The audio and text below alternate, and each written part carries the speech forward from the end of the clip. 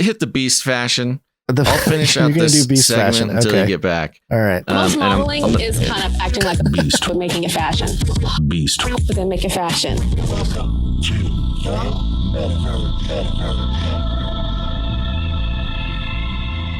All right. I'm going to hit play on this thing and go. Go. Yeah, come here, Cody. Sorry, screen. folks. Yeah, go ahead. You'll have to you'll have to deal with me here for a second. So part of the note that I think was a good transition between where we are and where we're going here on the AI discussion is a Wired.com article that reads AI art is challenging the boundaries of curation, which we thought was interesting because we haven't had a full discussion about it, but we have had people send in, Brother G and others, send in art created by AI for the art section of the show. We don't have any today, but, and it's interesting. It's always interesting to see.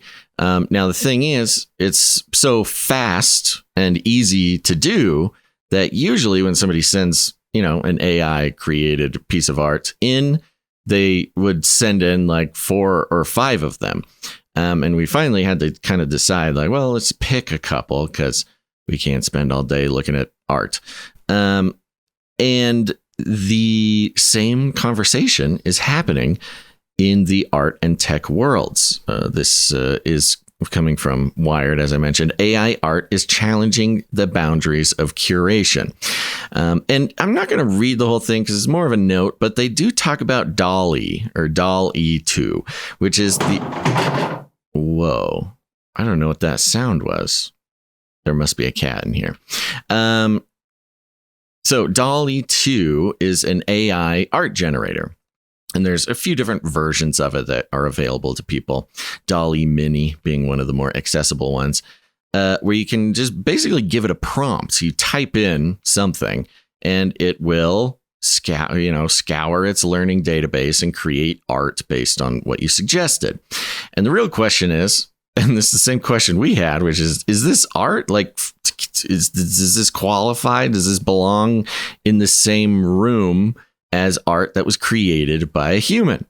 And, on its face, the sort of immediate reaction says, no, not really. Like, it's not really the same. I mean, the end product can look like art. It can look cool. It can look compelling. It can be mysterious and disturbing, as we've seen on this show.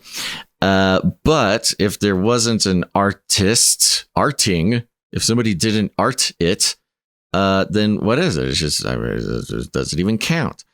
And the long story short of this article is that they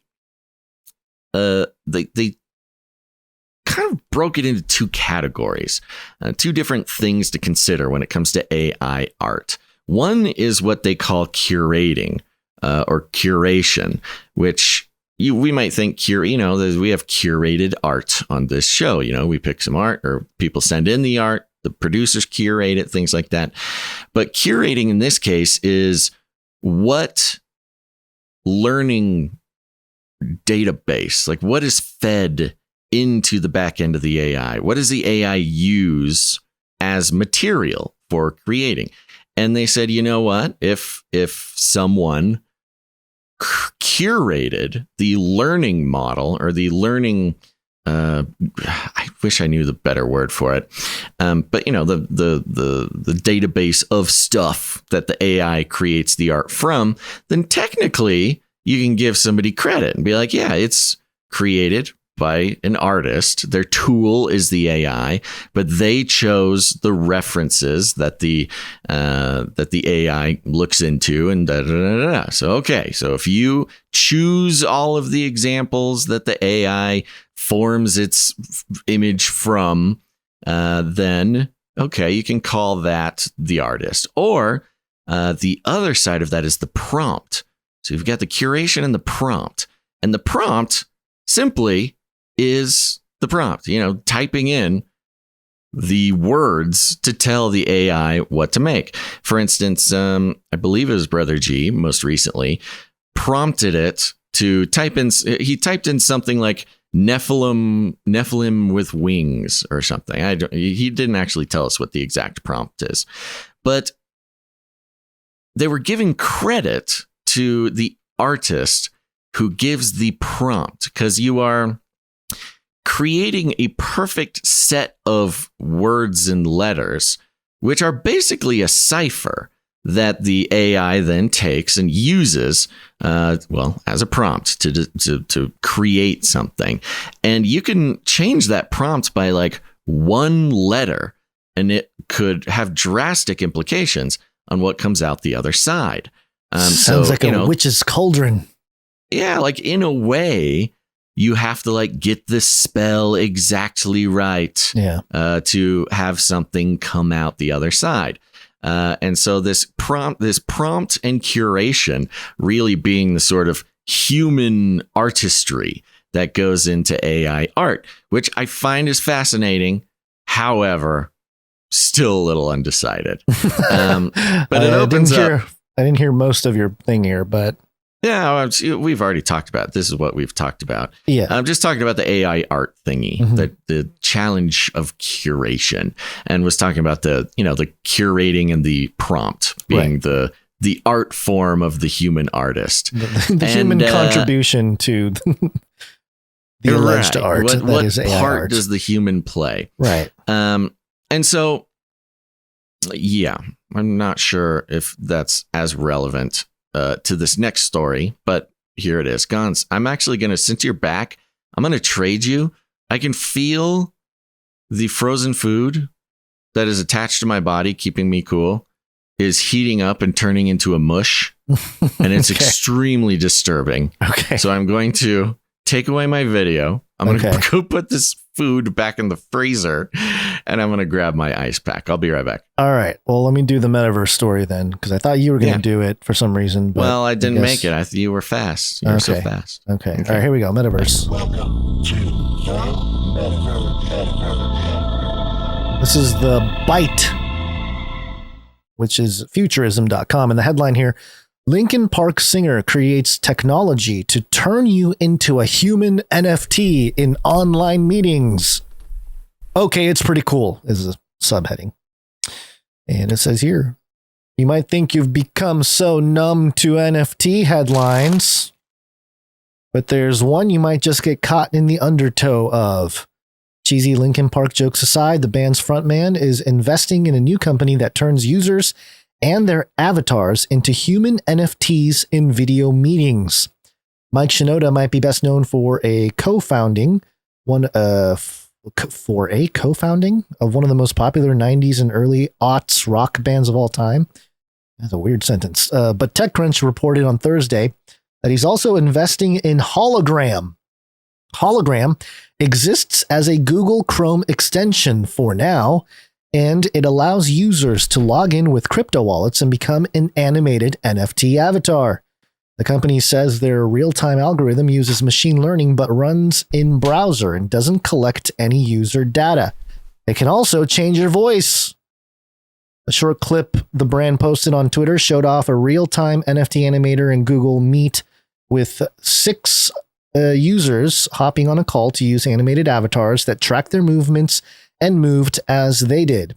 The premise sounds similar to an Instagram or TikTok filter in terms of end result, but it's far more robust. And I played the video earlier, but here it is again. It shows Mike Shinoda there, the singer of Linkin Park, smiling, and he's talking to some people here. Now he turns into his NFT, and the NFT moves around with him. There's a cool cat there and a few other projects. But this is the thing that's really interesting about this is because we've become this, what COVID did to us in terms of isolation and remote work and all that. Privacy in a certain sense, being on camera and things changed. It's like, oh, we got to go on a Zoom call. All of a sudden your living room is seen by all your coworkers and, animals or family or what, it's just it's a change. And I think people are going to use technology like this. The NFTs have already become a phenomenon in terms of just, images and It's called PFP, which is profile pic. So, in Twitter or whatever, if you have your little icon that shows who you are, whether it's a mugshot or a logo or something like that, that becomes literally your avatar as we move through this. People are going to use their NFT as their character or their skin, if you will, when they hop online to talk to other people or hop on spaces on Twitter or something like that in any kind of metaverse environment. And that invites for, again, just a wild array of possibilities when it comes to human behavior. I think it's fascinating that when we put on a mask, I'm not talking about just the kind of masks that we had for the pandemic. I'm talking like Halloween. I've read some studies on the psychology of Halloween and how when people dress up as something and they put on the outfit and they put on the mask and they look out, they sort of morph into that character. There's an alter ego aspect there. So in that sense, in the kind of mind control and multiple personality sense, this is going to create even more of a tangible way that this stuff is accessed and used on a day-to-day basis. So that's it. I just wanted to mention it. And the technology, again, already exists in certain forums. But I think we're going to see more celebrity types be at the forefront of this. Hello, daughter. What are you doing? Cody wants to go potty. He just did. I just took him outside. Okay. Great podcast talking about dogs.